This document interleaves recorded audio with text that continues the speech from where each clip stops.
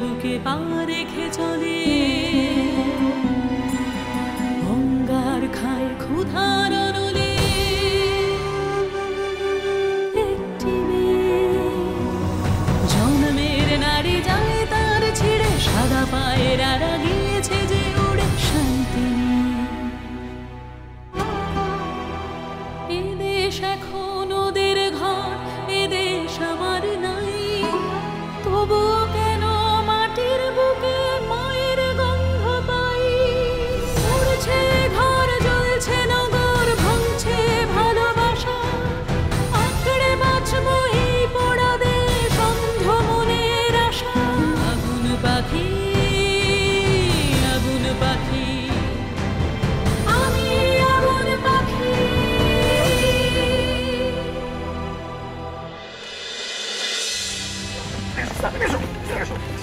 পুরো জঙ্গলটা খুব ভালো করে খোঁজো, একটা কোনো জন্য বাদ না থাকে। আজকে এক টাকা পাওয়া যাবে। চলো চলো। তোমার কি মাথাটা তো খারাপ হইল? হ্যাঁ, আমার কাছে টাকা চামু জমি ছাড়ানোর লিগা। আপনি যাতে আর আমার কখনোই দেখতে না পান। কোথাও যাবে না তুমি, এখানেই থাকবে। বড় বউকে আমি দেখছি। দাদা, দাদা,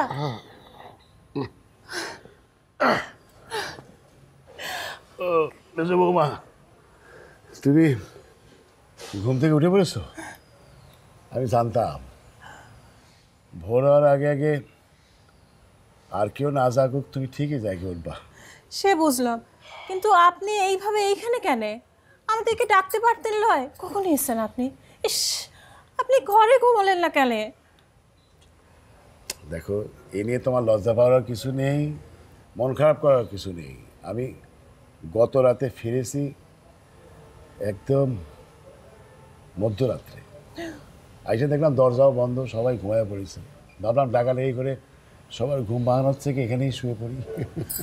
কি বলছেন আপনি? আপনি এতদিন পর বাড়ি ফিরলেন, তাও এই অবস্থায়, আর আমরা ঘুমাবো? তার থেকে আমাদের ঘুম বেশি হয়ে গেল। দাদা, আপনি কাল রাতে ফিরেছেন, কাল রাত থেকে আপনার সেবাটা করতে পারতাম লয়? আর সারা রাত আপনি এই যে উঠোনে ঘুমাইছিলেন, আপনার শরীরটা খারাপ হতে পারতো লয়? না না না, শুনো, দেখে আসলাম সেসব দামাল ছেলেকে যারা জীবনকে তুচ্ছ করে দেশমাতৃকার সেবায় ব্রতী হয়েছে।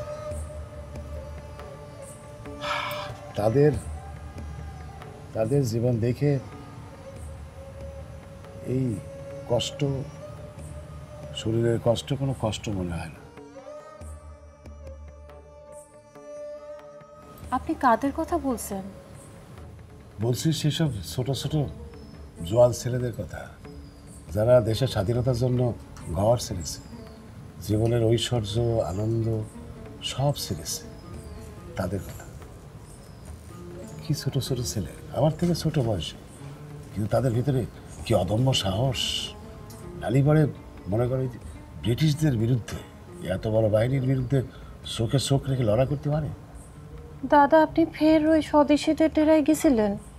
না, যেতে চাইনি, হঠাৎ করে ভিতর থেকে একটা টান হলো, তাই একটু দেখতে গেলাম। মনে করো এই যে ছেলেগুলোগুলি, যতীন, বিপ্লব, এই ছেলেগুলি কখনো জঙ্গলে, কখনো পাহাড়ে গুহার মধ্যে জীবনযাপন করতেছে, আর আমি দুবেলা খাচ্ছি, দাচ্ছি, আরাম করছি, ঘুরে বেড়াচ্ছি। আর ওরা খাবার পেলে খায়, না খেলে হাসি মুখে সব সহ্য করে, এবং ভিতরে ভিতরে লড়াইয়ের সংকল্প ঠিকই করেছে তারা। আপনিও কি সংকল্প নিয়েছেন? না, তার পারলাম কই বৌমা। এই যে ছোট ছোট ছেলেরা কঠিন ব্রত নিয়েছে, দেশ স্বাধীন করার ব্রত নিয়েছে। তারা সংকল্প করেছে পরাধীনতার হাত থেকে ভারত মাতাকে উদ্ধার করে। অনেক কঠিন সংকল্প। তারা এই ব্রিটিশদেরকে কিভাবে এই ভারতবর্ষ ছাড়া করবে। কেউ তার দেশকে কতটা ভালোবাসতে পারলে তার নিজের জীবন স্বপ্নরে দূরে ঠেলে দিয়ে দেশের জন্য ঝাঁপায় পড়তে পারে, পরাণ ত্যাগ করতে পারে। আরে এই তো দেখলাম বিপ্লব ছেলেটারই, ছোট একটা ছেলে, সে দেশের জন্যে তার নেতারে বাঁচানোর জন্যে ব্রিটিশদের ছোড়া বলে নিজের বুকে নিয়েছে, হাসতে হাসতে হাসতে হাসতে জীবন দিয়ে দিয়েছে। আর মরার আগে শুধু একটা শব্দ উচ্চারণ করেছে, কি? বন্দে মাতারম। এসব চিন্তা করা ছাইড়ে দাও। সবচেয়ে বড় কথা কি জানো, তারা কিন্তু সাধারণ মানুষ, তোমার আমার মতো সাধারণ, অতি সাধারণ মানুষ। আপনার কথা শুনে আমার মনটা বড় অস্থির হচ্ছে গো দাদা। খালি মনে হচ্ছে উহাদের কথা। উহারা এমন মানুষ, নিজের মায়ের কথা, বাবার কথা, জমি জমার কথা চিন্তা করে লয়। দেশের জন্য এইভাবে পরাণ দিতে পারে? পারে পারে, দেশের জন্য মানুষ পারে। দেশের আরেক নাম তো মা, দেশ আরেকটা মা। সেই মায়ের জন্য কে কে লড়াই করবে, কে দাঁড়াবে তার সন্তানরা ছাড়া? আর এই ভালোবাসাই হচ্ছে প্রকৃত দেশের জন্য ভালোবাসা। আর এই সংগ্রামের নামই হচ্ছে দেশের জন্যই বিপ্লব। আর এটা যারা পারে, যারা করতে পারে, তাদের কথা কেমন যে লাগে তোমার ঠিক বলে বোঝাতে পারবো না। দাদা, আপনার কথা শুনে আমার মনে হচ্ছে এই দেশের জন্য, মাটির জন্য বেঁচে থাকার, লড়াই করার একটা তাগিদ মনে হচ্ছে আমার। কিন্তু আমি এই দেশের জন্য তো কিছু করতে পারবো লয়। পারবা পারবা পারবা। শোনো, যে দেশকে ভালোবাসে তার পক্ষে সব কিছু করা সম্ভব, কোনো কিছু অসম্ভব না। দাদা, দাদা, আপনি আমারে নিয়ে যাবেন, ওই স্বদেশীদের কাছে নিয়ে যাবেন। বোকামে কি বলে? আরে ওরা কি সব জায়গায় থাকে, রাস্তাঘাটে থাকে যে গেলেই আমি পাবো? ওদের সাথে আমারই আবার কবে দেখাবে তাও তো আমি জানি না। তোমার আমি কীভাবে নিয়ে যাবো? তাহলে দাদা, আমার একটু কাজ করে দেন। আমারে আপনি আপনার রাস্তায় নিয়ে এলেন। এই দেশে ভালোবাসার, এই দেশের জন্য যাতে কিছু করতে পারি, সেজন্য আমারে আপনি দীক্ষা দেন দাদা। দাদা, আমার কথাটাও আপনি রাখেন দাদা। আহা, করো কি, পাস আরো। আচ্ছা ঠিক আছে, তোমারে আজ থেকে দীক্ষা দিলাম, প্রথম দীক্ষা। যখন যেখানে যতটুকু দেশমাতৃকার সেবা করার সুযোগ পাবা, সেটুকু সাথে সাথে করবা, ঠিক আছে? কথা দিলাম, আজ থেকে দেশ মাকে স্বাধীন করবার জন্য আমিও সৈনিক হিসেবে কাজ করব। আরেকটা কথা, তোমার আমার মধ্যে যে কথা হবে সেটা যেন কেউ জানতে না পারে। স্যার, আমি তোমার বোন, সেটা না হয় বুঝলাম। আর আমি তোমার কেউ না, না? সবার জন্য তোমার মনের মধ্যে ভালোবাসা আছে, জায়গা আছে, আর আমার জন্য কিছুই নেই, না? বোকার মতো রাগ করতেছে।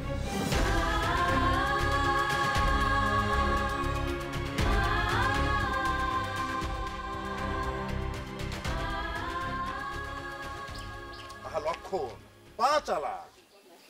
আগে বরকর্তা, সারাদিন তো অনেক খোঁজাখুঁজি করলাম, নায়েব সাহেবকে তো কোথাও খুঁজে পাচ্ছি না। শোন, যে করেই হোক নায়েব সাহেবকে খুঁজে বের করতেই হবে। তা না হলে তোর গিনিমাকে তো চিনিস, তোকে আর আমাকে কাউকে বাড়িতে ঢুকতে দেবে না। বরকর্তা, একটা কথা কোন দেখিন। আবার কি কথা? গিনিমা নায়েব সাহেবকে কেন খুঁজে বেড়াচ্ছেন? সে কথা তো তোর গিন্নিমা আমাকেও খুলে বলেনি। আমার মনে হয় কি কর্তা, গিনিমা বোধ হয় নায়েব সাহেবকে দিয়ে কলকাতা থেকে ওষুধ আনাবেন। কিছুদিন যাবৎ লক্ষ্য করে দেখছি ওনার কোমরের ব্যথায় উনি ছটফট করছেন। আহা লক্ষণ, কথা কম বলে তাড়াতাড়ি পা চালা। আগে কর্তা, তাড়াতাড়ি চলেন।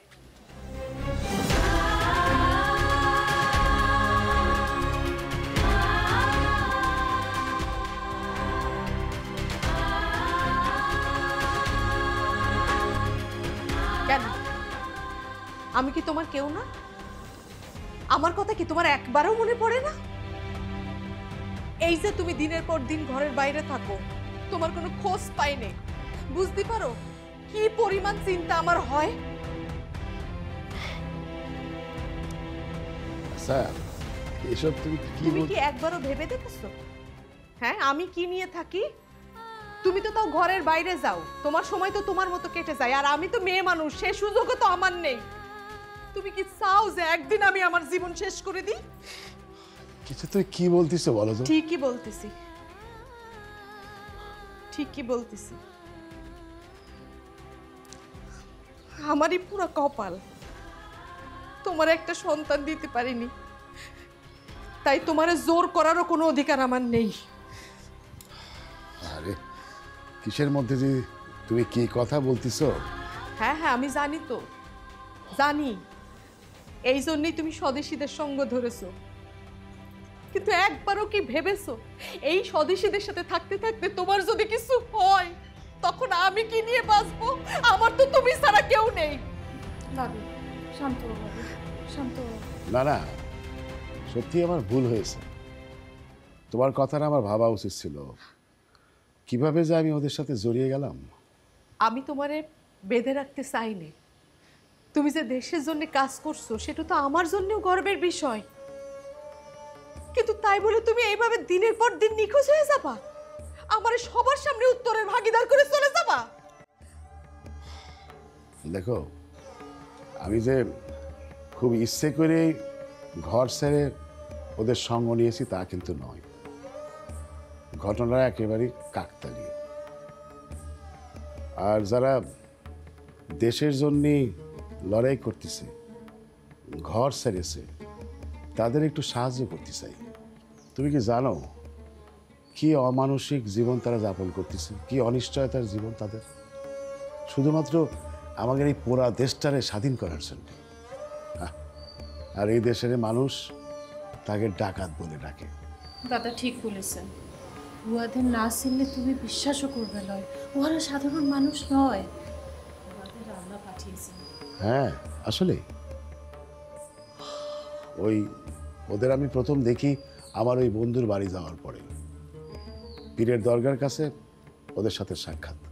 তারপর থেকে নিজের অজান্তেই ওই মানুষগুলোর সাথে আমার একটা সখ্য গড়ে উঠেছে। আপনি বলেছিলেন দাদা, বাঘা যতীনের নাম শুনেছ? বাঘা যতীন? হ্যাঁ এগো, কুষ্টিয়ার ছেলে। কায়াগ্রামে একটা ছুরি নিয়ে বাঘের সাথে সে যুদ্ধ করেছে, সেই থেকে তার নাম বাঘা যতীন। বালাসরে ব্রিটিশদের বিরুদ্ধে যুদ্ধ করে সে সহ 5 জন শহীদ হয়েছে। দাদা আর কে কে ছিল? বাঘা যতীনের সাথে চিত্তপ্রিয় জ্যোতিষ, মনোরঞ্জন আর নীরেন প্রাণ দিল। ওদের জন্য মানে জার্মানি থেকে এক জাহাজ ভরে বন্দুক আর গুলি আসার কথা ছিল। উহাদের জন্য? হ্যাঁ, ওদের জন্য, দেশের জন্যে, অথবা মনে করো সশস্ত্র বিপ্লবের জন্য। কিন্তু জাহাজ ধরা পড়লো ব্রিটিশদের হাতে, আর ব্রিটিশটা খবর পালো যে ওরা ওই বালাসরে লুকিয়ে আছে। 1 থেকে 1.5 ঘন্টার উপরে যুদ্ধ হলো। সেই যুদ্ধে 5 বাঘা বাঙালি প্রাণ দিল। তারপর তারপর আর কি, ওই যে গুলি শেষ হয়ে গিয়েছিল, চিত্তপ্রিয় ওখানে প্রাণ দিল। যতীন আর জ্যোতিষ আহত হলো, মনোজনা নিরন ধরা পড়ল, আর বাঘা যতীন 10 দিন হাসপাতালে থেকে মারা গেল। আর ওই যে বাকিরা?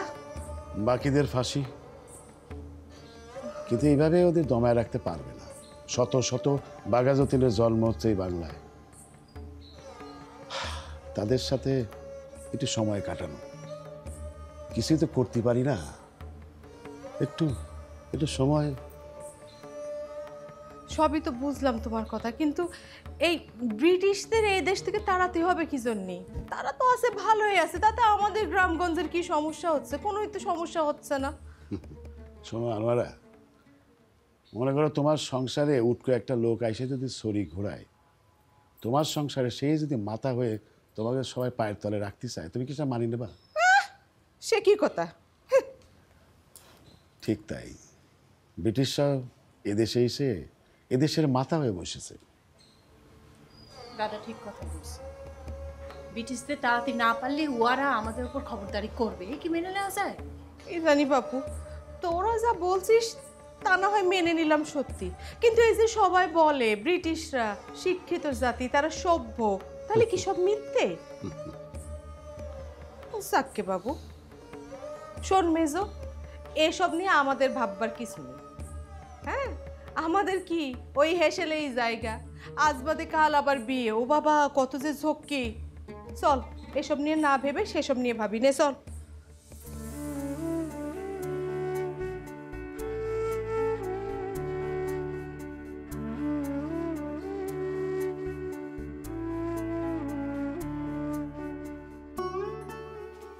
আসমান মা, আসমান মা, আরে শোনো, এদিকে আসো। কি ব্যাপার, ডাকতেছিলেন? হ্যাঁ, আমি একটু গঞ্জে যাব, ওই রসুলটার সঙ্গে করে নিয়ে যাব, ওর একটু তাড়াতাড়ি তৈরি হতে বলো। আজকে তো আপনার গঞ্জে যাওয়ার কথা না, হঠাৎ করে কি মনে করে গঞ্জে যাওয়ার দরকার পড়তেছে? বীরেন বাবু খবর দিছে। আপনার না আজকে ধান কাটনের কথা, ওপারের জমিটার যে ফসলে পাক ধরছে, আজকালকার মধ্যে না কাটলে তো জমির ফসলে ক্ষতি হইব। আরে ব্যবস্থা নিতেছি, 2-1 দিনের মধ্যে কামলার খোঁজ কইরা আমরা সব কাটার ব্যবস্থা করব। শোনেন, গঞ্জের থেকে আসানোর সময় কুসরের গুড় নিয়ে আসেন, পোলাপানগুলার একটু ক্ষীর বানায় খাও মনে। ঠিক আছে, আমি বলি তুমি রসুলটির তাড়াতাড়ি তৈরি হইতে বলো। আচ্ছা, আমি আপনাকে নিয়ে যাবো।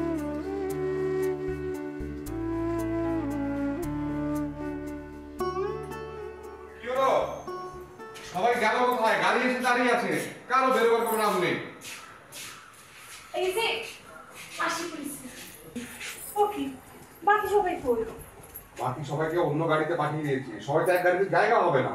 এইটা তুমি ভালো করেছো মেজো কথা, তাহলে চলো। চলো মানে কি? পর্দাকে তো এখনো পেলাম না। পর্দা দাঁড়ান, দেখছি পর্দা কোথায়। পর্দা!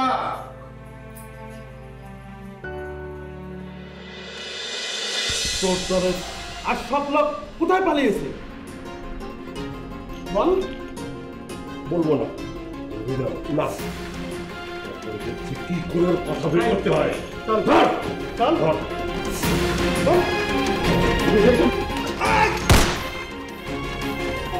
কদিন হলো গো?